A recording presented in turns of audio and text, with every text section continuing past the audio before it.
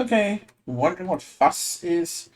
It's another Debian-based distro that is meant for schools and should have everything from server to workstation use. So let's take a look at this thing.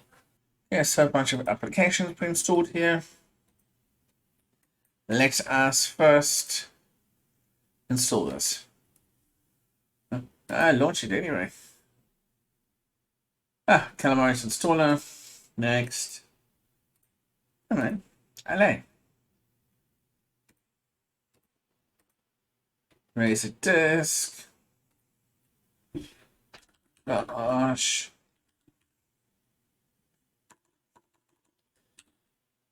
What am I doing this fast? Give it a strong password. And install. And you guessed it. We'll be back after the installation. Okay, let's log in.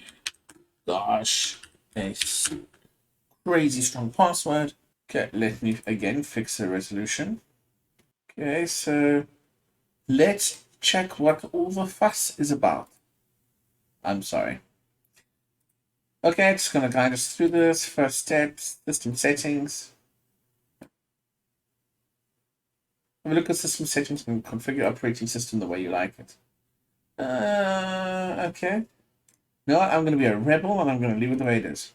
Software manager. Okay. The GNU software manager. Nice, nice. Documentation. Release notes. Help. Contribute. I have a help desk. Ooh, let's see this. Launch. Okay.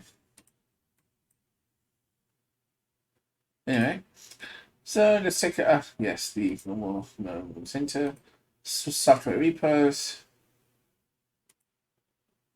Okay, Google, Chrome, Debian, bookworm backports. All right. And update preferences. Okay, so it's pretty self-explanatory. Why does the help desk not want to help me? Okay. Anyway, so let's take a look at this distro. So the idea of this distro is another educational distribution, also using Debian. And basically the idea is you go to a school, you install this, and they have all the additional application and software they need. And of course you can also install it on a server and use it as a Active Directory replacement. Well, that's at least what I get from the website. So let's take a look here. So in accessories, right, basic bunch of applications. You can edit text files, so you can use Gobby to edit text files on a remote server.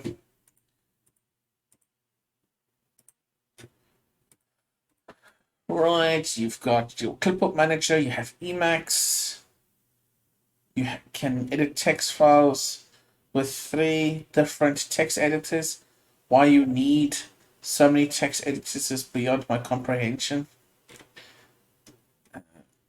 And that's of course excluding, and I'm not even including ones like Vim and Emacs here. Like gedit, Jed, Mousepad. Wow. Okay. Let me not go overboard. If I look at Task Manager, this thing is using 25% of memory, so about 2 gigs out of the 8 assigned to it, and no CPU basically. Well, so I'm not doing anything. Development gives you a good option here. You've got everything from Lazarus, IDE, right?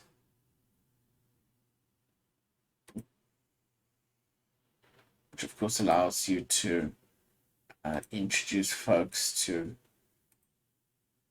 all of this type of this.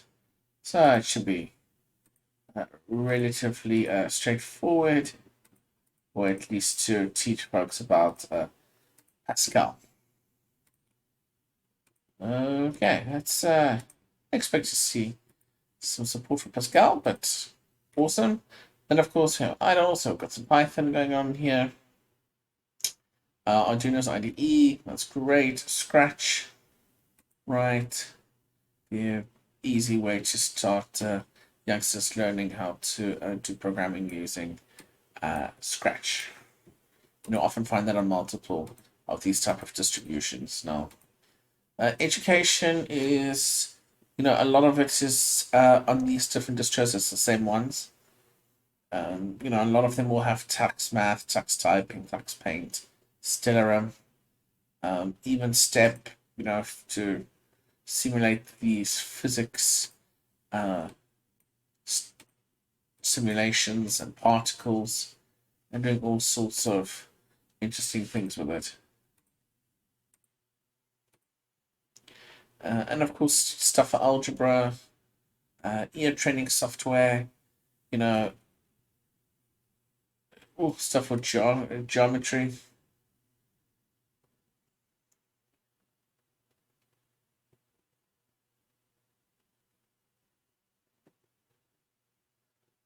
Right, doing what you ever need to do, graphing points, adding polygons, whatever takes your fancy.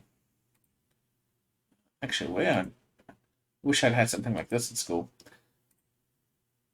Anyway, really to help folks learn and understand and practice.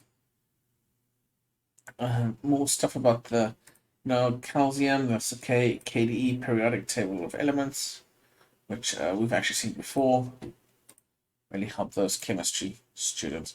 And of course, it just carries on. You've got KTouch, so if you want to learn touch typing, algebra, practice exercises with fractions. So if you want to learn how to do mental arithmetic, there you go. Doing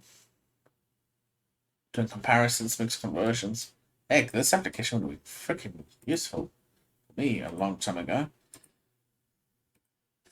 And of course, on the electronic side, so if working with circuit boards or teaching youngsters about it.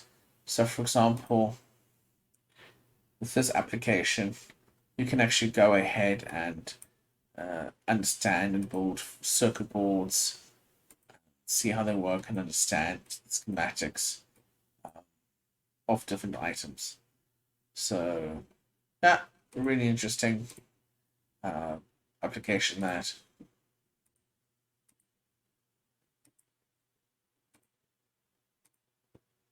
And of course, another way of designing boards. Right, so for example, symbol editor.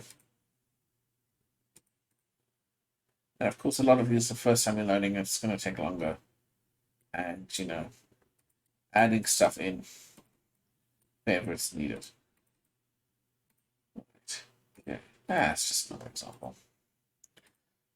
Games, you've got very little, you just have 3. Graphics also has quite a couple of applications to it. So what's nice is stuff like LibreCAD, which of course is if you need a CAD application, but you don't want to use proprietary stuff, or you only need to do the basics, you can of course use LibreCAD.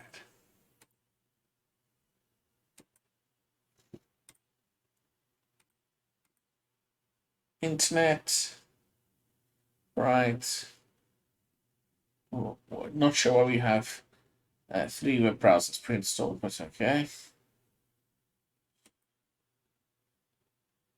And multimedia, again, creating and printing and playing music sheets. So usually with the Muse software, MIDI sequencing, Tux guitar. All of these type of applications pre-installed along with disciplining software K3B, Audacity, etc.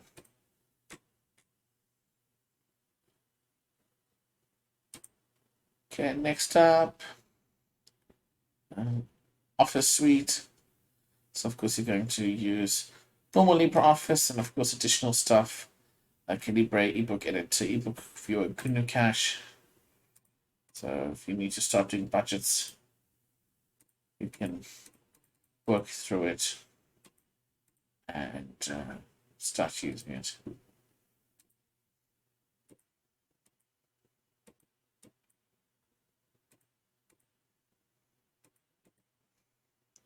Other is, I don't know,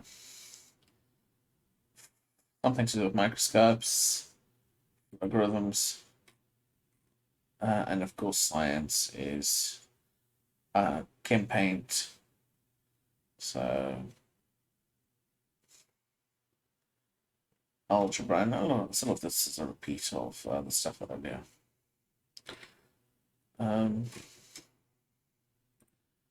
Performance-wise, doesn't feel too sluggish, although it does have quite a bit of software pre-installed. Interestingly enough, though, if you right-click on the desktop, it actually gives you the option of SVN.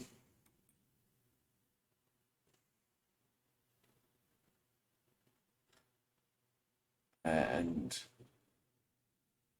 that's about it. And of course, the menus are pieced to if you need.